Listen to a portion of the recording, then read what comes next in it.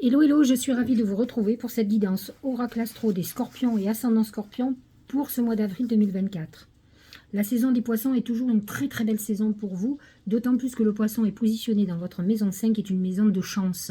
C'est la maison des amours, des enfants, de la créativité, des jeux d'argent, des plaisirs, de tous les plaisirs. Donc c'est un mois que vous aimez, en tout cas cette saison est une saison que vous adorez. Alors elle n'est pas totalement finie au moment où je fais cette vidéo, nous sommes le 9 mars et effectivement nous avons encore le soleil en poisson et nous allons quand même parler du mois d'avril et nous avons Vénus qui va rentrer, qui est dans le signe du poisson jusqu'au 5 avril. Donc elle vous aspecte avant, elle amène beaucoup de chaleur dans vos amours, vous pouvez être attiré par quelqu'un, ne confondez pas, on est quand même beaucoup dans le plaisir, ça ne veut pas dire que cette histoire ne peut pas devenir constructive, d'autant plus que Saturne est en poisson et vous donne envie d'histoires beaucoup plus sérieuses. Donc vous êtes dans cette quête d'un amour absolu et de quelque chose sur le long terme. Neptune en poisson a peut-être un peu brouillé les cartes, en tout cas pour les derniers décans du Scorpion, et qui peut-être s'illusionne sur une relation. Il peut y avoir une très belle connexion, une belle fusion des âmes, mais pas obligatoirement que ce soit votre âme sœur. Donc faites très attention à vos emballements, d'autant plus que Mars est dans cette maison aussi, donc il est en poisson jusqu'à la fin du mois. Et donc vous aurez... l'amour va être votre priorité, et j'ai envie de dire, il va y avoir du sexe dans l'air. Pour ceux qui sont, j'allais dire, qui se sont retenus pendant si longtemps.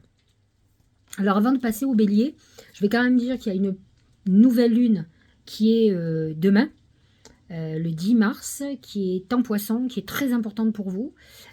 Au moment où je ferai cette vidéo, vous ne l'entendrez pas, mais je l'ai dit sur d'autres vidéos, et j'espère que vous aurez fait vos vœux, puisque c'est quand même une lune importante, avec la prochaine, qui sera la prochaine pleine lune du 23 avril, qui sera dans votre signe, mais j'y reviendrai tout à l'heure.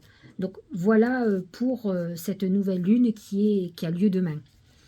Nous allons ensuite rentrer dans la saison des béliers qui se positionne dans votre maison 6, qui est la maison des obligations, du quotidien, du travail quand on va bosser tous les jours. C'est la maison aussi de la santé. Et donc, ce soleil va mettre en lumière sur votre santé, ce que vous avez à faire. Mercure aussi est positionné dans cette maison, en bélier. Il va y avoir un certain nombre de préoccupations qui vont être liées à votre travail. Peut-être êtes-vous en désaccord avec certaines personnes, vous sentez-vous agressé, peut-être avez-vous des obligations qui vous pèsent. Là, de toute façon, Mercure va être rétrograde du 1er avril jusqu'au 25 avril. 25 avril, date à laquelle il va redevenir direct. Et donc, durant cette période, vous allez être projeté dans le passé. Et donc, si vous avez eu quelques soucis au niveau de santé, si vous avez fait par exemple une demande de mutation ou autre, c'est le moment de la réactiver parce que peut-être n'avez-vous pas fait les choses comme il fallait. Vénus est dans le signe du bélier. Elle y est du 5 au 29 avril. Et donc là, effectivement, elle vous amène à faire peut-être une rencontre, en allant faire du sport, en allant faire vos cours de danse, en allant faire vos courses au supermarché. On peut faire une rencontre de façon tout à fait inopinée. Ça peut être votre facteur, ou vous avez des réparations à faire. Vous voyez, c'est dans le courant de la vie de tous les jours, le côté hasardeux, mais on a envie de dire il n'y a pas de hasard. Alors, vous avez aussi, qui est très important, cette saison du taureau, mois d'avril. Le soleil va rentrer en taureau le 19 avril. Il va se positionner dans votre maison 7. C'est votre planète, enfin, c'est le signe qui est votre signe complémentaire. Maison 7, c'est la maison du couple, des associés, de la relation à l'autre. C'est l'image qu'on donne aux autres, ou en tout cas l'image qu'ont les autres de vous-même. Il va rejoindre Jupiter qui est déjà dans ce signe, qui y est depuis un an, et qui va disparaître de ce signe à la fin du mois de mai. Alors, Jupiter en taureau n'est jamais négatif quand il est en opposition. Par contre, il a pu vous amener à réfléchir, à vous associer, à vous remettre en couple, surtout si depuis un certain temps, vous n'aviez absolument pas envie de couple.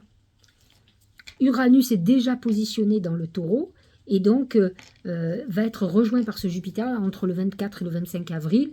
Et effectivement, ça peut être une période décisive, plutôt brutale. Uranus amène des événements soudains qu'on n'a pas prévus, qu'on n'a pas organisés, qui pourrait amener une transformation très importante. N'empêche que Jupiter en taureau, dans la maison 7, amène quelque chose de légal, d'officiel, que ce soit un mariage, un pax, un divorce aussi, hein, dans le sens négatif du terme, mais amène la légalité.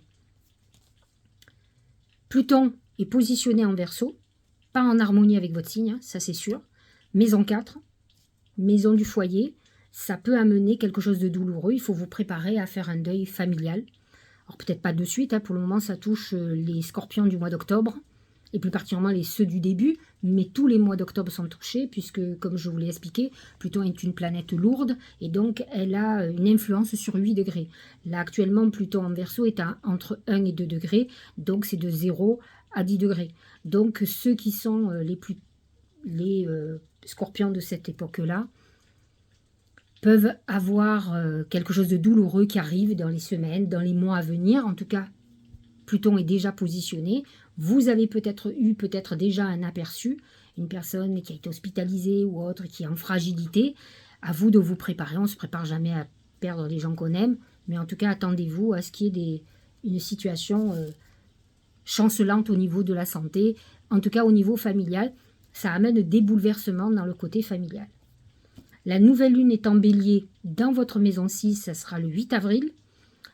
Pareil, elle va mettre en lumière quand même tout ce qui est santé, votre travail, et donc vous pourriez être en remise en question sur ces domaines-là. Si les problèmes de santé concernent quelqu'un de proche, vous pouvez être complètement noyé dans tout ce qui est médical.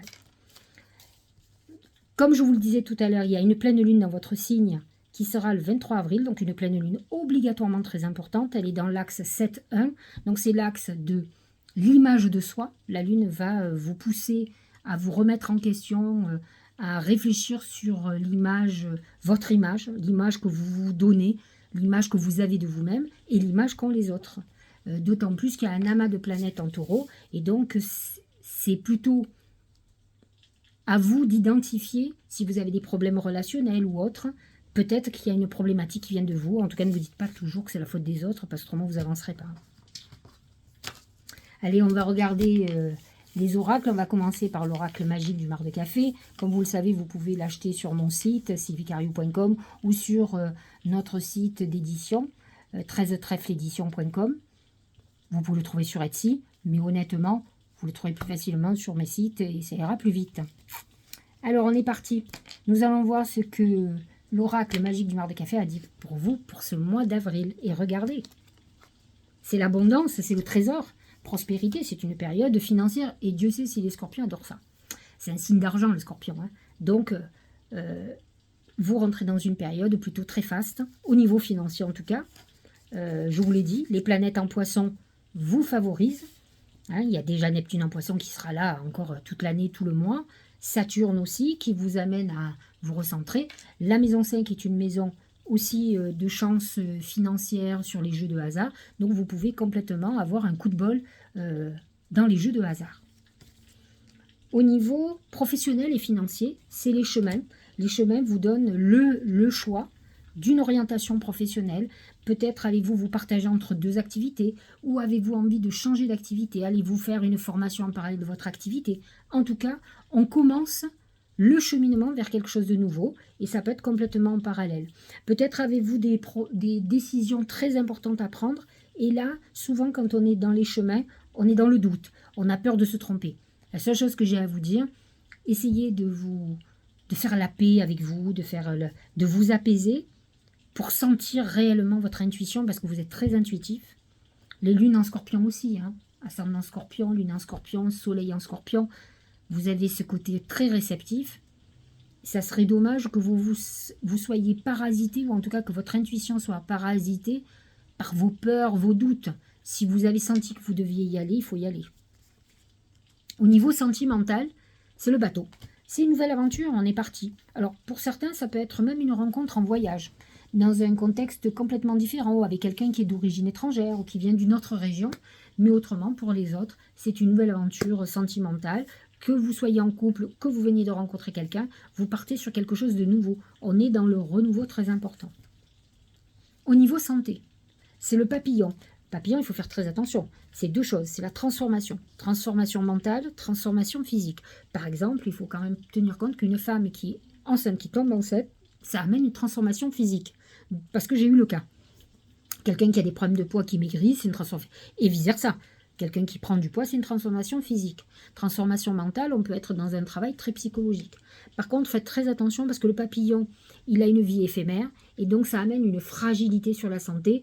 N'oubliez pas que vous avez quand même le bélier en maison 6, que vous avez quand même une pleine lune qui sera une nouvelle lune une pleine lune en balance le 25 mars et une nouvelle lune en bélier le 8 avril. Donc vous êtes dans un contexte où la santé va être quand même quelque chose de très important dans votre vie, que ce soit pour vous ou quelqu'un de très proche, un enfant, un parent, un conjoint, une partenaire, un parent.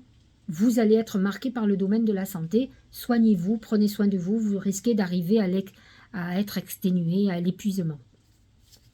J'ai demandé à mes guides comment la chance allait se manifester ce mois-ci pour vous et regardez ce que vous avez, c'est le soleil. C'est une période d'épanouissement, c'est la chance, c'est cette maison 5 qui est aspectée en poisson. En fait, vous avez du bol, j'ai presque envie de vous envoyer au casino ou jouer parce que c'est le bon moment. Vous aurez beaucoup de facilité. La problématique qu'il y a, c'est que vous avez quand même des nœuds à dénouer, mais à côté de ça, vous aurez aussi beaucoup de chance. C'est ça qui est très contradictoire, mais c'est comme ça. Ça peut être un peu compliqué pour vous.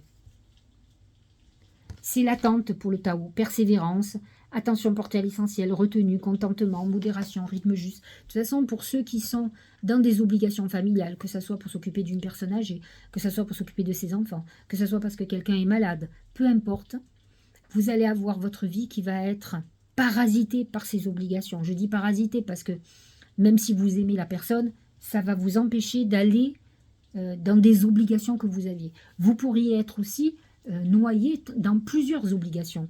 Hein, et donc automatiquement, ça va ralentir votre rythme, ralentir votre avancée. Vous aurez l'impression de faire du surplace, mais c'est pas toujours juste. Mais ça concerne que ceux qui vont avoir beaucoup d'obligations ou qui vont se sentir un peu en surcharge d'obligations.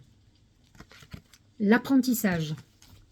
Tirez les leçons de ce que vous vivez en ce moment même, vous vous sentirez vivifié et plus confiant. Il est très important de ne pas subir les épreuves, d'essayer de comprendre ce qu'on a à comprendre, à en tirer donc les leçons. Dites-vous qu'il n'y a pas de hasard. Il faut juste à un moment donné réfléchir notre part de responsabilité, qu'est-ce qu'on a à comprendre, qu'est-ce qu'il ne faut plus faire, qu'est-ce qu'on devrait faire, etc. etc. Vous êtes dans une période karmique, d'apprentissage. Donc dites-vous que les épreuves que vous pouvez avoir, eh bien, c'est pour vous faire comprendre des choses. Dites-vous que de toute façon, je vous l'ai dit tout à l'heure, le scorpion est marqué indépendamment par l'argent, il est marqué aussi par la mort. Et certains scorpions détestent la mort, en ont peur, vivent certaines choses difficiles avec la mort. Donc à vous de réfléchir comment faire en tout cas. Prendre du recul. Respire 3 fois et fais quelques pas en arrière. Tu pourras apprécier la situation que tu vis dans ton ensemble. Peut-être y a-t-il des parties du puzzle qui manquent à ton plan de vision. Effectivement, parfois quand on est complètement dans un problème, et chez les scorpions, on est souvent obsessionnel. En fait, on n'a plus de recul. On ne voit pas les choses comme on devrait les voir. C'est vrai que souvent, moi je le vois quand je travaille en consultation, les gens m'expliquent une situation et je leur donne mon avis de personnes extérieures. Et en fait, ils me disent souvent, j'avais pas vu ça comme ça. Parce qu'ils sont tellement impliqués émotionnellement qu'ils ne sont plus objectifs. Il n'y a que parfois quelqu'un d'extérieur qui peut leur donner une vision nouvelle de la chose. Mais vous pouvez y arriver. Si vous levez tout le côté affectif et émotionnel d'une situation pour essayer de la voir dans son ensemble et peut-être au plus juste. Voilà, j'espère, amis scorpions, que cette guidance vous aura éclairé. N'oubliez pas que vous êtes marqué par la chance, par la prospérité, même si, effectivement, il va y avoir un mois un peu d'épreuves, d'obligations, de beaucoup bosser, beaucoup faire de choses qui vont être lourdes pour vous. Mais à côté de ça, il y a aussi beaucoup de satisfaction et il faut rester là-dessus parce que c'est ça qui est très important. Hein. Je vous embrasse et je vous dis au mois prochain qui va être important puisque c'est la saison du taureau.